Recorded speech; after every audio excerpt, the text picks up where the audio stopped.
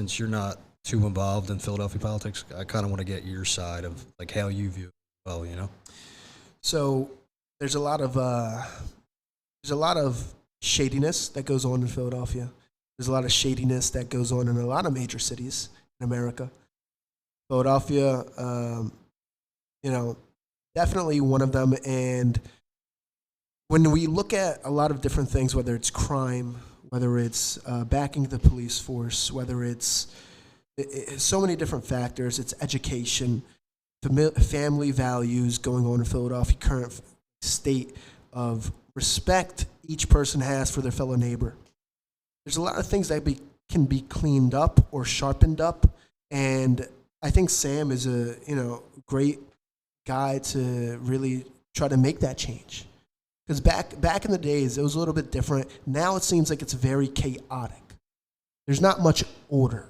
And whenever things are chaotic, it falls to shambles, right? There's a lot of crime rises, there's more familial problems, and there's a multitude of problems that occur. So that's how I'm viewing it right now. Yeah, you kind of brought up a good point that just came to my mind as well, is how, politicians don't want to focus on the actual problems. Yes. They want to tell people What they want to hear. Yeah. It doesn't, you can live in Philadelphia for 2 months and know the major issues, but nothing's still. It's about what gets the votes. Yeah, exactly. It's not about what works. There's a difference. Yeah. What do you think about that too, Sam? Unfortunately, one of the big issues I saw during the campaign was people will come to politicians and want to become, involved with local politics or with the party because it offers opportunities such as, a job. And one of the reasons that I didn't show up was I don't need a job. I make my own money. I work hard for what I do. And running a business in Philadelphia is very difficult. There are a lot of issues that I need to get through every day that I'm like, man, if I could just run my business without dealing with, crime, without dealing with the dangers within our public safety. And if Philadelphia could become a safer place to live, it would attract more customers. It would attract more opportunities for me. So, ultimately, that was one of the big reasons why I wanted to run. And also, when the pandemic hit and the schools closed and I saw the psychological effects it had on my 2 young children who are now 7 and 8 years old, I just feel as though they came after our children's education. It was an opportunity not to help us, but to really harm us. And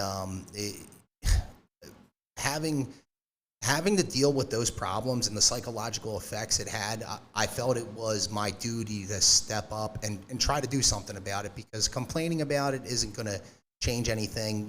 What we need right now are for younger people like ourselves to take action and to do something about this and to really challenge the power system in Philadelphia right now. Yeah, so kind of to add to that, how do you think we combat nepotism in politics, especially in Philadelphia? So many young, aspiring, great leaders that have a lot of good ideas. I obviously seen that working on Sam's campaign. But then you have the gate guards that tell you, hey, it's my way or the highway. So, well, that's part of the nonstop, continuous effort that you got to keep on putting in, right? They want you, that's what they would want, right? They want you to fall over. That's when you got to say, look, I'm going to fight even harder, and that's what you got to do. It's all about you got to be mentally strong and mentally willed to go that extra mile. And go back on Sam's point, talked about crime and owning a business in Philadelphia. When we look at all the department stores, you go in Target, everything's locked up. You talked about public safety, you're running a business. What just happened at Macy's? Someone got stabbed at Macy's. So these are the things that it's a must, it's a need, it's a necessity. We must clean up our act. Yeah, you know what?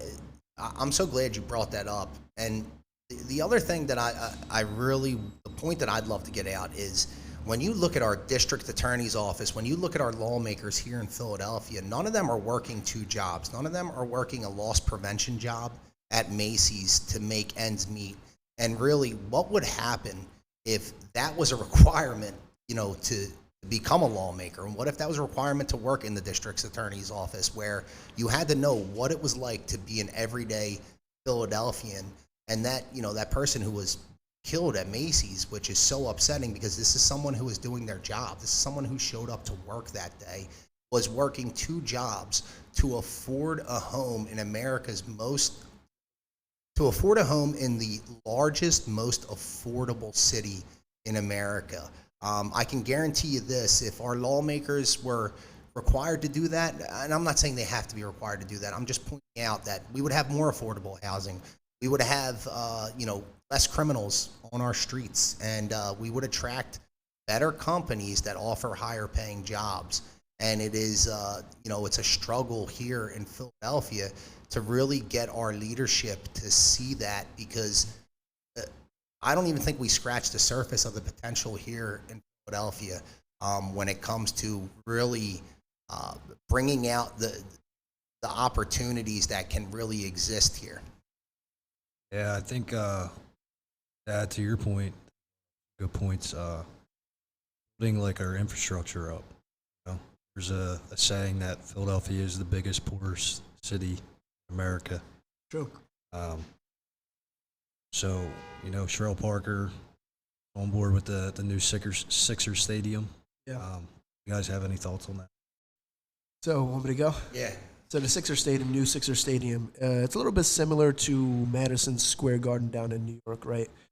And the problem with Philadelphia is, for the longest time, you couldn't build above what? What building could you not build above? William Penn, right? Exactly. City Hall. Yeah. So that kind of drove out a lot of different people, and they went to New York instead. So that was a missed opportunity. Here, it's definitely going to cause a lot of chaos. I don't know if we have the right infrastructure for a stadium down in Center City, but it is going to, it has the possibility, it has a lot of potential to bring a lot of business and a lot of other things. So you take the good with the bad. I think it's a good idea, but they must execute. There's a difference between good ideas and an execution. Everyone has good ideas. Many people do, but it's about the execution, and Philadelphia has not been able to execute properly. Yeah, to your point, I totally see what you're saying. But I like seeing good jobs come to Philadelphia, and having a trade school background, I like seeing opportunities for the building trades. With that being said, I don't live in the neighborhood that's going to be affected by the construction of this arena. I've been to Madison Square Garden, thought it was one of the coolest things I've ever seen, seeing a stadium in the middle of a giant city like New York, which I do like the idea of it. But again, I defer to the people who are going to have to live there, whose businesses are going to be affected by it. And, ultimately, I think they should have the say in if this gets built or if it doesn't get built. Yeah, to add to your point, I know Chinese community has a lot of backlash with what's happening. I do know, like, kind of their middle ground is, hey, if you're going to do this, we're doing it with Chinese developers. So I think that's a bottleneck right now. Yeah, it's definitely very interesting, to say the least. At the end of the day, I do think there's a lot of potential, and I think it'll end up good for Philadelphia long term. But there's going to be a lot of bumps. There's going to be a lot of things in the road, a lot of obstacles that you're going to have to get around. That is one of them. Yeah, and devil's advocate, if you don't mind, what if they don't want to build it here? What if the Sixers see opportunity in Camden over the bridge, and it's something that I don't want us to lose out on good opportunities here when it comes to attracting higher paying jobs. And, what I'm seeing at least is if I was the Sixers, I would want to go where I felt it was going to be easier to operate my business. And sometimes when I look over the bridge, I wonder what the Sixers are thinking too. So I would hate for us to lose the opportunity as well.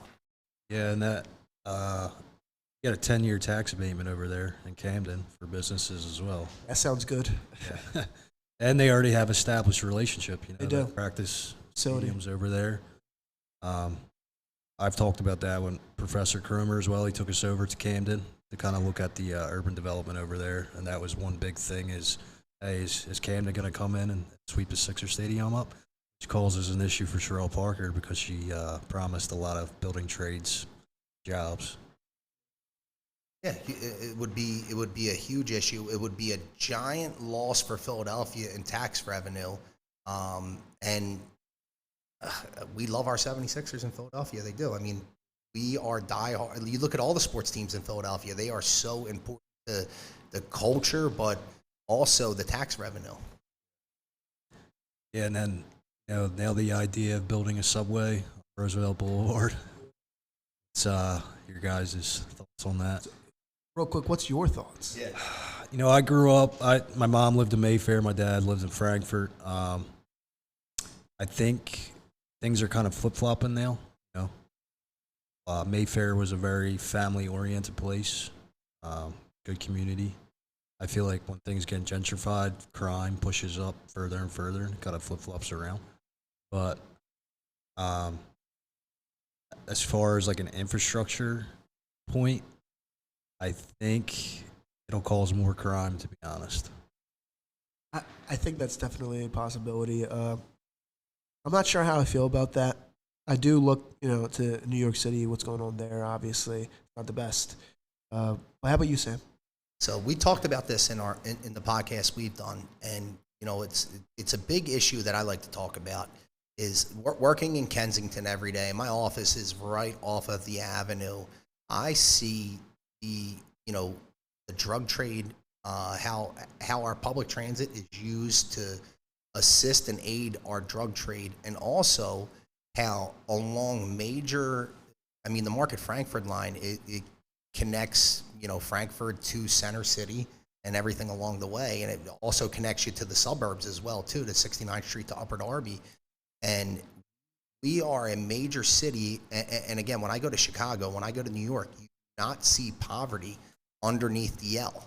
So what are we doing wrong with this right now? And I just believe that we need to like actually focus in on that problem, the fentanyl crisis, getting the fentanyl off of our streets, because it is killing working age men and women. It is the number one killer of working age men and women, especially in Philadelphia. And if we're going to continue to put, another artery connecting Northeast Philadelphia, I just would like to see a real concentrated plan and effort for crime that is just going to increase our public safety here before we start, building the subway. But at the end of the day, ideally, I think a subway connecting Northeast Philadelphia to Center City is absolutely amazing, and I'm all for it. But we need to address the real problems here. Yeah, kind of to add to what you said, talked about earlier, the problems are right in front of our face, but we continue to Side. Yes. Come to the side. So we're focusing on the subway, but we're not focusing on what's going on in Kensington. But it takes 5 minutes of being down there to realize, hey, there's open air drug use. Well, going back to that point, Mayor Kenny actually had an executive order for opioid emergency response team. He signed that in 2018 with a bunch of other associations in Philadelphia, and pretty much to clean up any tents or combat open air drug use, allowing cops to do their job. But I feel like once COVID-19 happened, cops became public enemy number one. So it was kind of like, hey, can I even do my job anymore? Well, that's exactly what happened. And I talked about it earlier. The police force, they don't feel like anyone has their back anymore. So when the police force feels that way, well, then why should they risk their life for all the people and all the crime that's going on? When they know, look, no one's going to protect me. So you need to have some backing of the police force. You need the politicians to say, hey, look, we support the police. Not we defund the police. You understand? When you support the police, what happens is, now, we also talked about this on our podcast when we had one, Sam. But being able to have someone go into, whether it's Kensington or, go into these high crime rate little circles, right, hotspots, and being able to actually do their job, not being afraid that no one's going to have their back. When they're able to do their job, well, then what's going to happen? Crime rates are going to come down. Yeah, and the other major issue this has led to is you are seeing people are leaving the police force in gigantic numbers that we have never seen before. And then when you look at our recruiting, we are recruiting way less police officers than we used to recruit. So we have a void that is almost impossible to fill.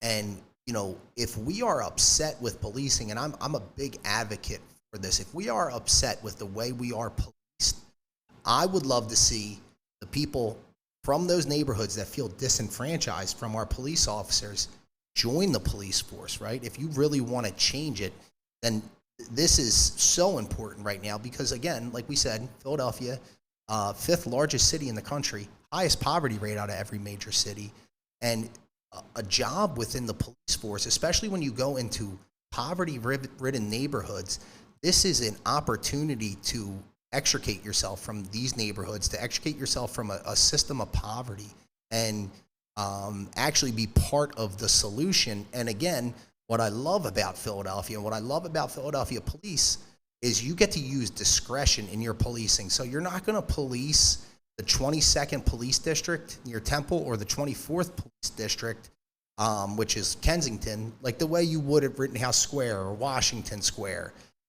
So this is such a great opportunity to reach out to our urban communities and actually change policing.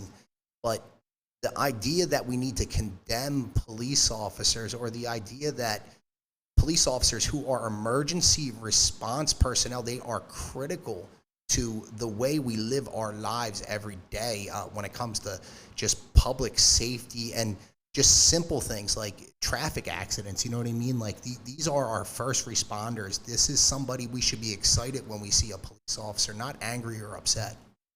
Yeah. So I'm going to put you both in Sherelle Parker's seat. What would be your top 3 priorities coming in as the new mayor, if you were the mayor, or Sherelle Parker? Want me to go first? You want me to go first? Yeah, it doesn't matter. So my top priorities, I think number one, public safety has to be number one. Like we said before, we are short 1,300 police officers, I think is the number. I think filling those vacancies and making sure we have a fully staffed police force would be my number one priority.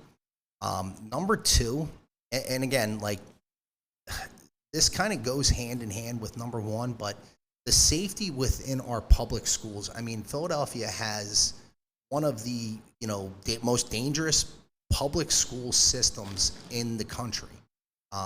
Children cannot learn in dangerous environments. So if we really want to change people's lives here in Philadelphia, I think focusing in on making our schools safer and giving children an environment of public safety would be so important right now. And number 3, just because it would actually promote a safer, better city for all of us. I mean, getting the trash off of, it's just simple quality of life, getting trash off of our streets, making it so, I mean, I walk down the streets in Kensington every day. I walk up and down the streets in Kensington. It's part of my business.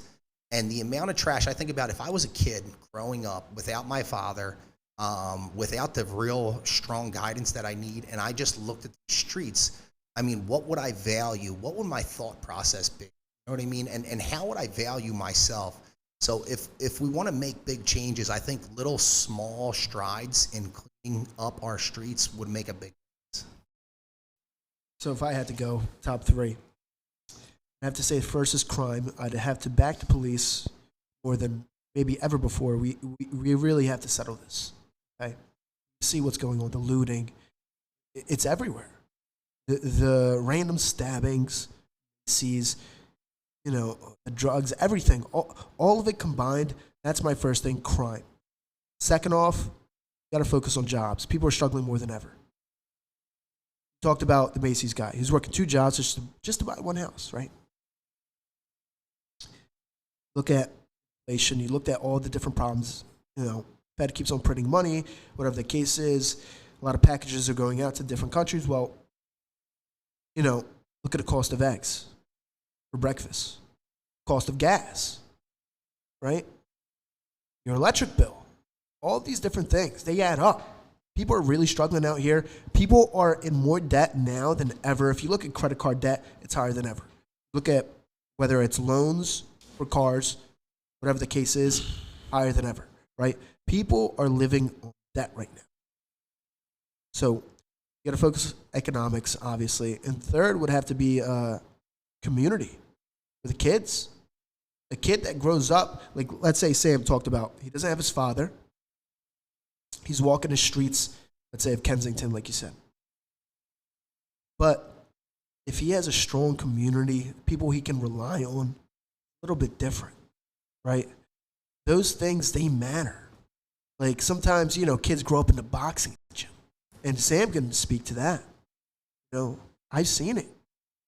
So, things like that, it keeps you out of trouble, keeps you from doing, stupid things, especially in the summer, So those are probably the top 3 things for me. Yeah, you brought up like cost of living. If you look at the price ceiling for rent to income, it's supposed to be 30%. But right now it's about 50%. So it's kind of, half your paycheck is going to rent. And that's even if you're making, at least minimum wage or medium income. So I think there's a huge issue with affordable housing. So that's kind of a tough, it's kind of tough to tell a developer, hey, 30% of your building is going to affordable housing. But you can get a tax break for doing that. But then you have to deal with the implications of, tenants not paying their rent, some drugs, other issues like that. And then if you have to evict someone, that could turn into a dangerous situation. So kind of a tough thing to kind of mitigate that or allow that. So I don't know if you've ever dealt with that, Sam, working in real estate development at all. Yeah, no, absolutely. I mean, it is an issue. Unfortunately, we talked about like the economy. We talked about jobs. I mean, what I saw at least is in the past 18 months, 16 months, you just seen, it almost feels like the air got sucked out of the economy. So people are not able to spend the money they previously were able to spend or have the money. And really, when you look at consumer goods, if you look at the price of food, like we talked about, price of gas and the price of rent, the 3 kind of most important things are the ones that inflation hit the hardest. So again, and this isn't one of my top 3, but it's one of those things where it really makes me want Philadelphia to become the hub of something, especially innovation right now. And when I look at the issues we have, and again, this kind of gets me like shunned when I bring this up into like the conservative circles, just because it is the old boys club. I believe Philadelphia really, if it wants to look at innovation, we should become the hub of, psychedelic drugs to get people off of fentanyl, to get people off of xylazine. We have so much opportunity here to fix this. And if we could fix the problem in Philadelphia, we could branch this out to other major cities, because all major cities are feeling the pain and the pressure of this right now. And it's time to start welcoming innovative ideas that actually can get results right now, as opposed to making sure the funding goes to your buddy, as opposed to making sure we're only worrying about giving jobs out to people that are helping us get in the office. There needs to be a common ground right now, and I feel opening Philadelphia up to innovation is going to be key moving into the future.